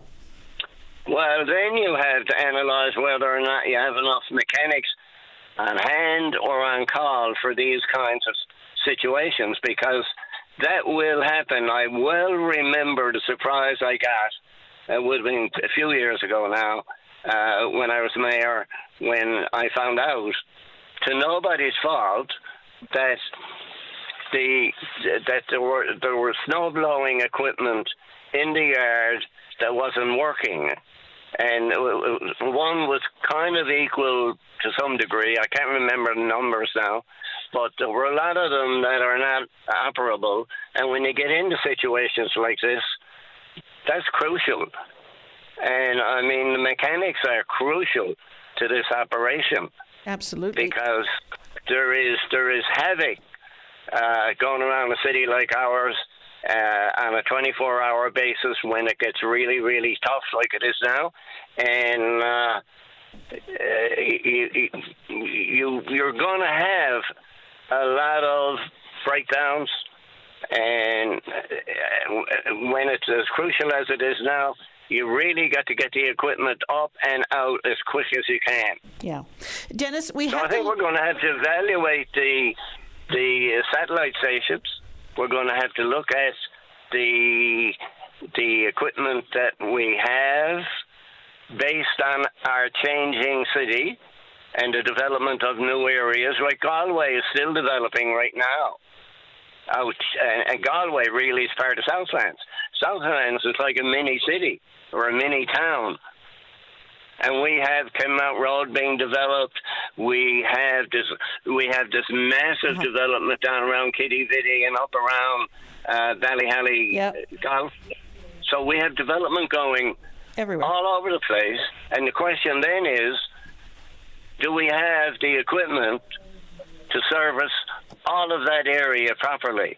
And right now, it doesn't look like we do, because Southlands is in a really difficult situation the past few days. I was in there a few days ago. Dennis, unfortunately... And it was really... Yeah, I know you got time. I have to take a break, and we have other callers on the line. But I think we take your point well on that. Dennis O'Keefe, appreciate your time. Thank you. I just want to say, Linda, that the crews are doing all that they can possibly do. Absolutely. Dennis O'Keefe, thank you. Okay, bye. All right, bye-bye. We'll be back right after this. And we've been talking a lot about snow clearing in the city of St. John's, but one municipality that has two things going against it, I guess, when it comes to snowfall and snowfall amounts is elevation and being inland, and that is the town of Paradise. Hello, Patrick Martin. Good morning, Linda. Busy program again, I see. Yeah, absolutely. How is the town of Paradise making out with all this snow? Yeah, well, I'm going to give our residents and our listening audience a little bit of an update here from the town's perspective of where we are today as of Tuesday morning. All of our streets have had one cut on the roads. Crews right now are working on pushback on streets, and then that will give 2 lanes for each street. After that, now we have 2 large blowers on tops of the road, which are doing street widening on the main road. And once we get through that, then we're going to be doing, like I said, pushback and street widening. But we've secured some extra outside help because, we're like everybody else. We needed extra help, so we're going to be trucking out some snow. When you say extra outside help, what do you mean? Did you have to bring in contractors, or are other municipalities helping you out? Yeah, well, I don't think anybody from the other municipalities right now would be able to help us, to be quite honest. Now, I've been listening to your program, and I've been talking to Mayor Breen and the other municipalities, and everybody's in the same situation we're in right now. We might have a lot more snow, but I think all their crews and all their equipment is heavily tied up as well. So, we did bring in some outside help from operators, from outside contractors, and you know what, we this doesn't come lightly, but we need to give residents that get their streets cleared, and we had no choice but go outside. So is this all budgeted for? Do you make allowances for things like this, or is this something that you'll have to deal with at some point? Well, we'll probably have to relook at our budget numbers now after this, because we're getting snow levels that are not ever experienced for the town of Paradise, not in the last couple of years. It's hard to budget when one year you get like hardly any snow, and then the next year you get like 150 centimeters since Wednesday, like we've had this time. So it's kind of hard to do your budget number. So we'll have to reevaluate this after we get through this little bit of snow and see what happens. Absolutely, and I guess you're facing the same challenges that other municipalities are facing right now, and that is equipment and staffing and frustration from residents. Absolutely, and then I just want to. We did implement a 24-hour parking ban as of yesterday. We want to keep all vehicles off the road at all times. We understand if people's on their street just to clear their snow, it's fine. But if they see one of our equipment coming, we need them to get off the street. We will be ticketing and pulling vehicles off the street if we have to get the streets cleared. You know what? It's very important that the streets stay open. We will be implementing those measures if we have to. Absolutely. So right as we speak, you've had to bring in some extra contractors to help out with the snow clearing. All streets have one cut. You're doing the pushback now, and you have 2 blowers on the go, widening streets, particularly Topsail Road.